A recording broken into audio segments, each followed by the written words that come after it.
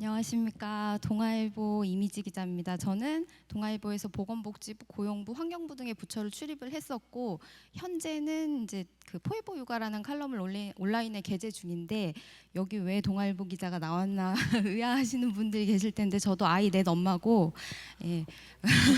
박수 한번 쳐드려야 되는 거 아니에요? 네.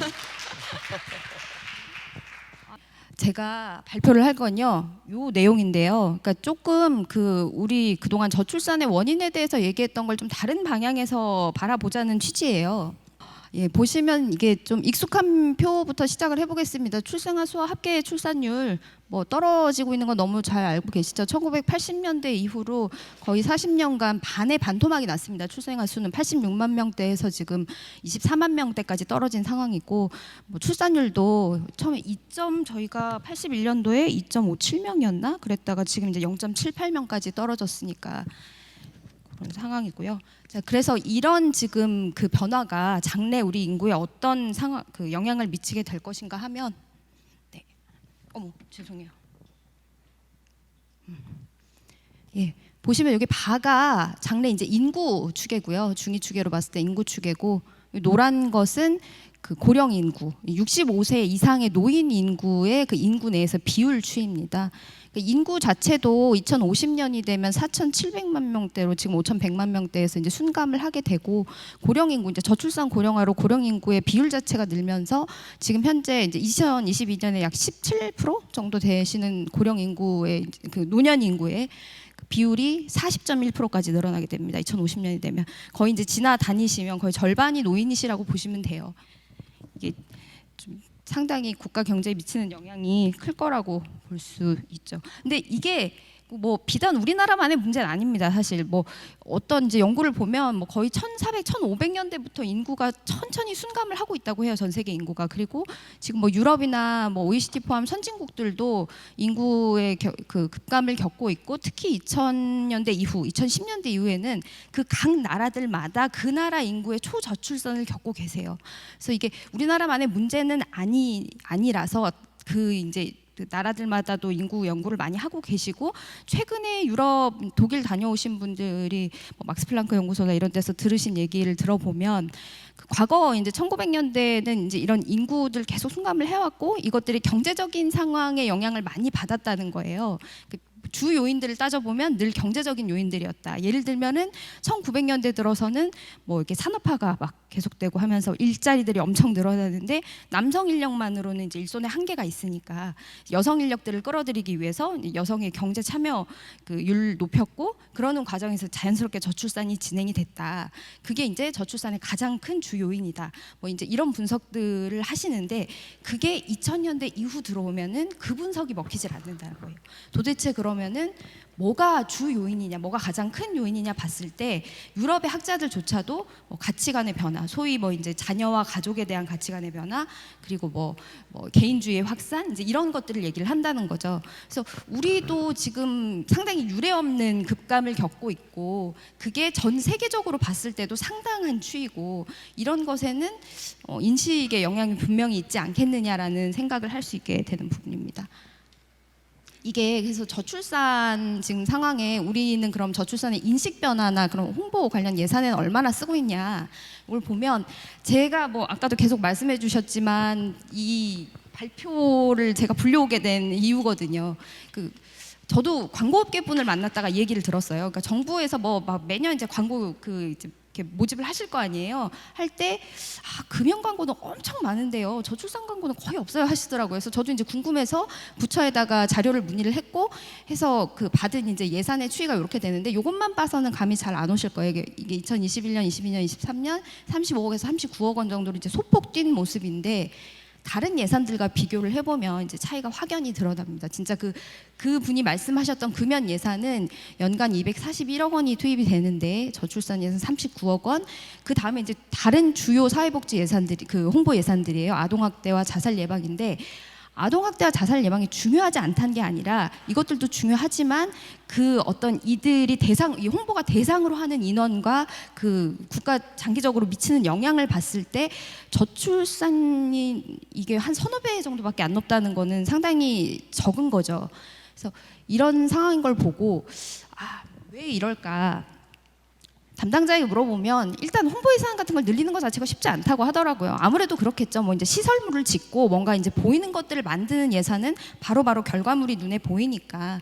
근데 이제 홍보 예산 같은 거는 뭐 그런 이제 객관적인 어떤 성과물 같은 게 딱 보이기가 쉽지 않고 또 그 저출산 예산 그 홍보 예산 같은 경우는 실효성의 의문도 많다고 하시더라고요. 그래서 저출산이 과연 홍보로 돼? 뭐 금연 효과는 다수의 연구로 이제 증명이 됐는데 저출산의 효과는 좀 적지 않느냐 이런 얘기들을 많이 하신다고 하는데 저는 이제 저도 이제 아이 넷을 키운다고 말씀을 드렸는데 저희 애들은 이제 초등학생부터 유치원생까지 있거든요. 근데 정말 어릴 때부터 그 금연을 예로 들어봤을 때 어릴 때부터 정말 무수한 그 금연과 관련된 미디어물들을 접합니다. 뭐 TV, 광고, 뭐 홍보, 팸플릿, 뭐 어린이집에서 교육 이런 것들을 막 뭐랄까요? 거의 세뇌당하다시피 막 교육을 받다 보니까 아이들이 거의 이제 길을 지나다니다가 담배를 피는 사람 보면 그 사람은 무슨 세계 악당이에요. 막 담배 피운다 막 이러면서 막 이럴 정도로 막 학을 떼고 약간 이런 것들이 정말 어릴 때부터 그 학습이 되는 것들이 되게 중요하구나라는 생각을 제가 그때 했는데 제가 여기 잠깐 아까 손에 들고 있느라 애를 먹었는데 저 요것도 들고 나왔는데 제가 환경부도 출입을 했었는데 환경부가 일회용 컵 안 쓰게 하려고 되게 애를 쓰잖아요. 근데 저희 지금 일회용 컵이 많이 있더라고요. 저 안 마셨거든요. 드셔도 됩니다. 그렇지만. 네. 근데 이게 성인분들은 대부분 불편하다, 뭐하다, 뭐 이게 뭐 반납하고 어쩌고 막 어떻게 들고 다니냐 하시는데 저 어릴 때 저 그 어린애들 보면 요새 어린이집에 다 개인 물병 들고 다니거든요. 초등학생들도 다 개인 물병 들고 다녀요. 걔들은요 지금 나갈 때도 어디 야외 나들이 가면 자기 물병 들고 갑니다 다. 그러니까 그게 어릴 때부터 이렇게 체화가 되니까 그러니까 어릴 때부터 늘 보고 너무 당연하게 해오니까 그게 나중에 돼도 불편하거나 이상하다 이런 생각이 없더라고요. 이런 것처럼 그러니까 이런 약간 저출산이 뭐 어떤 인식이랄지 이런 문제를 개선하는 것이 약간 어릴 때부터 이렇게 스미듯이 자주 접할 수 있게끔 하는 것이 되게 생각보다 영향이 클 수 있겠다라는 걸 전 좀 이런 사례들을 보면서 생각을 했거든요. 자, 그런데 요새 이제 미디어에 비춰지는 우리나라 뭐 결혼과 육아에 대한 모습이 어떠냐 하면 다 지금 익숙한 프로그램들이실 것 같은데요. 나 혼자 산다 뭐 다 아시죠? 그러니까 되게 연예인들의 어떤 그런 혼자 사는 문화에 대해서 뭐 엄청 멋있고 약간 거기서는 약간 뭐 찌질하게 웃긴다는 그런 컨셉이긴 하지만 사실 되게 막 있어 보이고 멋있고 뭐 끝나고 나면 되게 재밌고 따라해보고 싶고 이런 이제 그 컨셉으로 만들어 놓죠. 근데 반면 아이를 키우는 분들은 뭔가 막 힘들고 찌들어 있고 혹은 경력이 단절되고 뭐 가족으로부터 무시당하고 그리고 이 뭐 이제 저희 프로그램이긴 한데 금쪽이 같은 프로그램을 보면 거의 뭐 부모님들은 그냥 원죄자입니다. 아이들 키우기는 너무 힘들고 그 대부분의 탓은 부모에게 있고 이제 이런 모습들이 많이 비춰지고요. 그냥 이제 언론들을 봐도 늘 출산율은 떨어지고 있고 육아 관련 그런 검색을 하면 노키즈, 맘충, 뭐 차별, 혐오 뭐 이런 것들이 검색이 되고 항상 뭐 그래서 미혼 이제 결혼을 하지 않은 분들께 설문을 해보면 결혼은 필요 없다, 왜 하는지 모르겠다, 뭐 안 할 것이다 이런 내용들 그리고 양육비 뭐 세계 1위다 이런 보도들이 참 점철돼 있죠 대부분 육아와 관련해서. 그래서 저도 주변에 이제 아이가 넷이다 보니까 저한테 육아나 이런 거 관련해서 상담을 한다고 많이들 와요. 언니 나 애기 낳을까? 둘째 낳을까? 뭐 이런 얘기들 물어보러 많이 오거든요. 근데 그런 친구들에게 가장 많이 듣는 얘기 중에 하나가 그러니까 그 결혼을 했든 혹은 뭐 그 아이를 낳으려고 고민을 하고 있든 뭐 이런 친구들이 뭐 결혼이나 육아에 생각이 없다거나 그 다음이 이제 엄두가 안 난다는 얘기들을 많이 해요. 엄두가 안 난다. 근데 이게 참 저는 참 심각한 말이라고 생각하거든요. 이게 우리가 지난 무슨 수만 년, 수백만 년의 세기 동안 해왔던 일이잖아요. 이게 왜 엄두가 안 날 만큼 두려운 막 공포가 되는 일이 돼버렸을까? 그래서 이 친구들의 말을 들어보면 약간 저는 어떤 생각이 드냐면 뭔가 육아나 결혼 이런 거에 대해서 사회 전반적인 공포 이런 게 되게 만연해 있다는 생각이 들어요. 그게 이제 저는 육아 포비아라는 말로 묶었고, 그래서 제가 처음에 아까 담배 예산과 함께 썼던 칼럼에서 이 이제 단어를 언급을 했었는데, 네.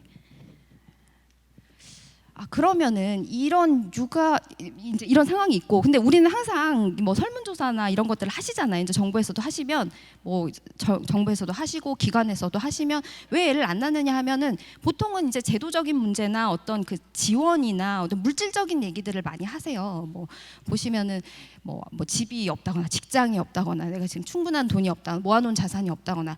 근데 저는 그런 생각이 드는 거죠. 물론 지금 현재 상황에서 내가 그런 것 때문에 아이를 안 낳고 어렵다고 생각할 수는 있는데, 그럼 그들에게 돈과 어떤 그런 지원과 얼마를 주면 얼마가 되면 낳을 수 있느냐.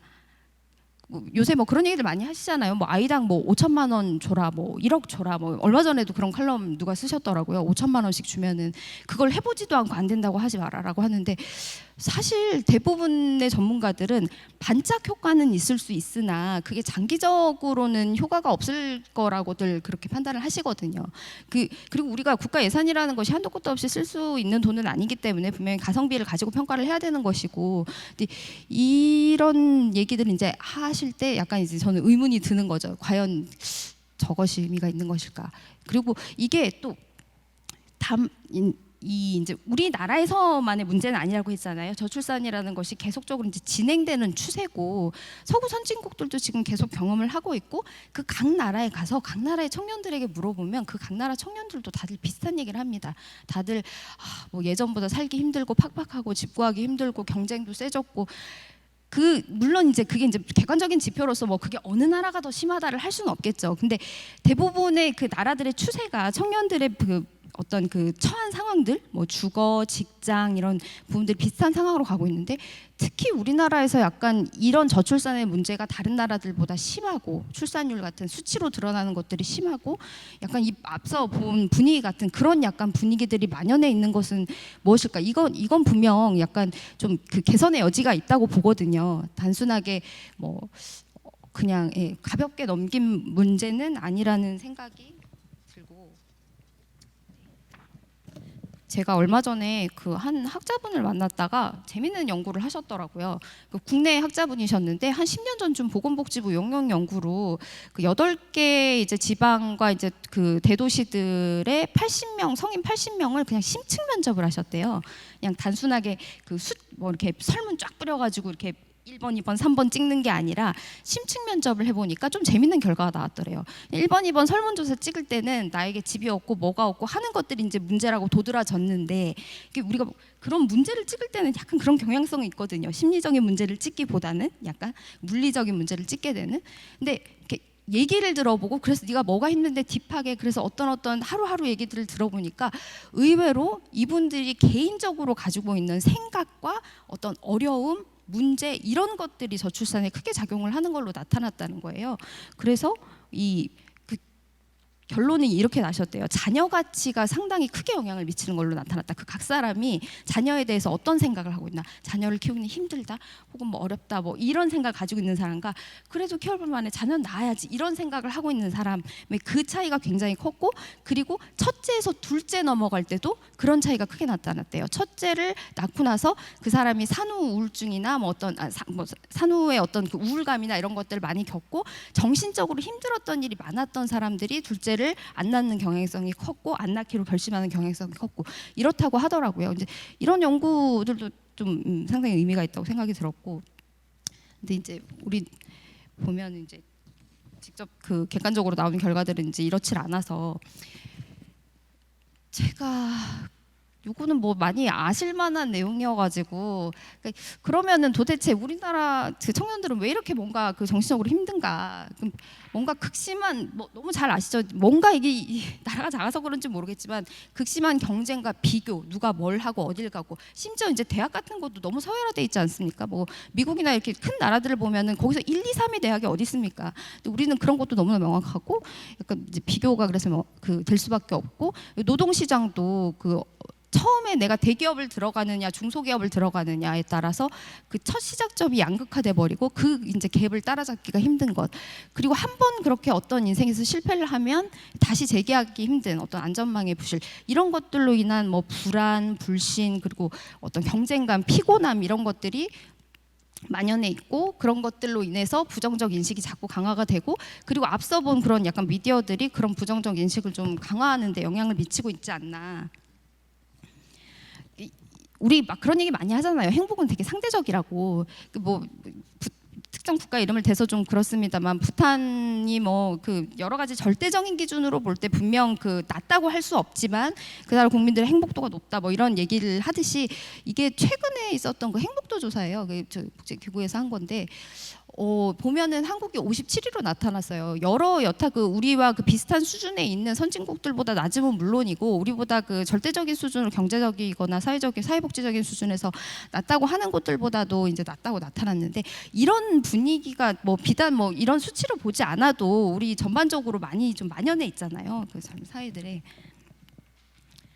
그래서 약간 이런 것들의 개선이 있지 않으면 저는 좀 그 저출산의 근본적인 극복은 어렵지 않나 하는 생각이 듭니다. 그래서 사실 홍보의 방향을 제가 고민을 해봤는데 제가 거기 글에도 썼지만 그동안 뭐 홍보하면은 뭔가 공익 광고, 되게 좀 자기적인 뭔가 뭘 이렇게 뭐 합시다, 하자, 뭐 아기를 낳자 뭐 이런 거였는데 이제 그런 것들이 먹히는 시대는 좀 지난 것 같고요. 그래서 근데 다만 이제 이 방향성은 제가 이렇게 제시를 했지만 이걸 어떤 것으로 구현해낸다, 어떻게 하자라는 거는 사실 여기 오신 그 홍보 전문가분들이 더 잘 얘기를 해주실 수 있을 것 같아요.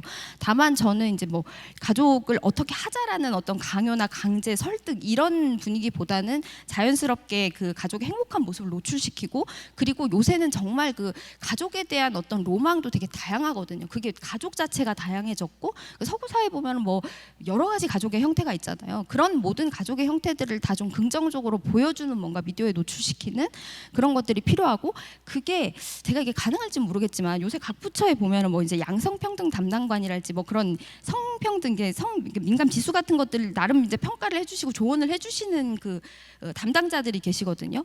뭔가 저출산도 이런 것들을 해주시는 데가 있으면 어떨까 하는 생각도 들었어요. 이게 위험한 생각일 수도 있는데 다만 이게 뭐 무슨 그걸 마치 뭐 예전 검열하듯이 그런 게 아니고 뭔가 이제 보도 자료 하나를 내시고 뭘 할 때도 왜냐면 그 보도 자료 하나 뭐 올해 이번 달 출산율도 역대 최저치 경신 마치 무슨 계속 기록 격파하듯이 예전에 코로나도 막 그랬거든요. 막 매일 숫자 나오면 막 서로 막 오늘도 최고 막 경신하면 막 사람들은 오늘도 또 최고래 막 공포감에 벌벌 떨고 막 그런 식의 약간 보도 자료를 뭔가 좀 달리 좀 낼 수 있는 사실을 왜곡하는 게 아니라 그런 좀 감수들을 해주고 그런 감수성들을 조언을 해줄 수 있는 뭔가가 있으면 좋지 않을까 전문가가 그런 생각도 해봤고 그래서 뭐 그 공익 광고를 할 때도 당연하고 그래서 이런 것들을 하는데 다 아까 말씀드렸듯이 이제 이게 강제 이제 이게 약간 좀 죄송하지만 저거 위에는 이게 나쁜 케이스로 많이 나오더라고요. 그래서 이런 식의 뭔가 애가 좀 막 망가뜨리고 뭐하고 심지어는 저렇게 남의 발에 커피를 쏟아도 괜찮아 양해해줘 좀 이제 이런 식의 강제나 강요는 요새 그 젊은 분들께는 오히려 더 거부감만 안긴다는 거죠. 자연스럽게 뭔가 스미드 자기적이지 않은 그런 것들을 좀 구상을 해봤으면 좋겠다. 그리고 저는 그동안에 약간 저고이나 저출산 정책의 그 전반적인 그 약간 분위기는 그랬던 것 같아요. 뭔가 공포감 조성, 본의 아니게. 앞서 말씀드린 육아포비아가 단순히 뭐 이제 그 미디어에서만 한 건 아니고 분명히 정부도 그 역할한 바가 크다고 생각하거든요. 매번 그 자료를 내실 때도 그렇고. 근데 그 저출산 그 정책 처음 하셨을 때부터 이제 참여를 하셨던 전문가분께 얘기를 들어보니까 초반에는 좀 그런 분위기가 확실히 있었다고 하더라고요. 경각심을 조성해주고. 왜냐면 이게 처음엔 이제 정책 자체가 공무원분들을 대상으로 해야 되니까 공무원분들이 자 이렇게 심각하니까 뭔가 빨리빨리 내봐. 지금 빨리 뭔가를 추진해. 이런 분위기였어야 되니까. 근데 이제 그게 여과 없이 대중들에게도 공개가 됐고 그러면서 대중들은 모두 막 이거 뭐 나라가 막 당장 망하는 거 아니야? 근데 그 공포감으로는 우리 왜 그 동화에도 많이 나오지 않습니까? 막 아무리 바람 불어봐야 그 나그네가 옷 벗나요? 따뜻하게 햇볕 쬐줘야 벗지. 그런 공포감으로 지금 움직일 수 있는 국민들은 아니거든요. 막 무서우니까 나라 망해 애 낳으면 누가 애를 낳습니까? 근데 약간 그런 방향성에 정부도 좀 변화가 있어야 될 것 같고 공포감 주기보다는 저는 약간 이제는 저출산이라는 말 자체도 좀 안 해야 되지 않을까? 네. 막 저출산이야 또 뭐해 그래 버리면 이게 그냥 그게 너무 당연한 분위기 같거든요. 약간 이제 젊은 분들 입장에서는 야 애 하나 낳고 안 낳는데 요새 누가 애를 낳아 이러면 그런가?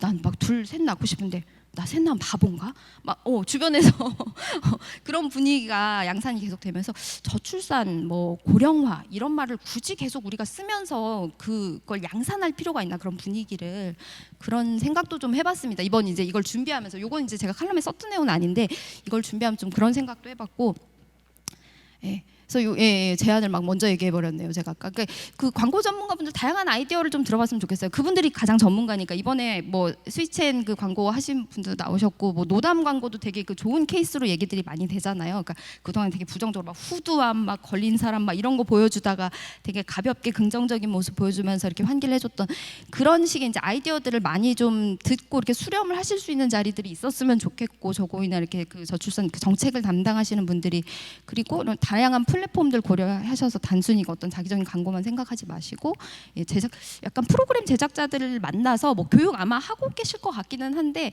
그런 좀 교육과 이런 안내와 이런 기회도 좀 넓히시고 접점도 하시면 좋을 것 같아요. 그리고 마지막은 그냥 저 그때 또 잠깐 얘기했던 건데, 이제 만나 뵀을 때 담당자들 기업 스스로 어떤 그 저출산의 극복 콘텐츠들을 생각해낼 수 있도록 뭔가 이렇게 유인을 할 수 있는 뭐 시상을 한다든가 그 저출산 뭐 우수 기업 뭐 이런 거 지금도 아마 하고 계실 텐데, 이런 홍보 쪽에 한해 그 관련해서도 좀 그런 뭔가 유인책들을 만들어 보시면 좋겠다.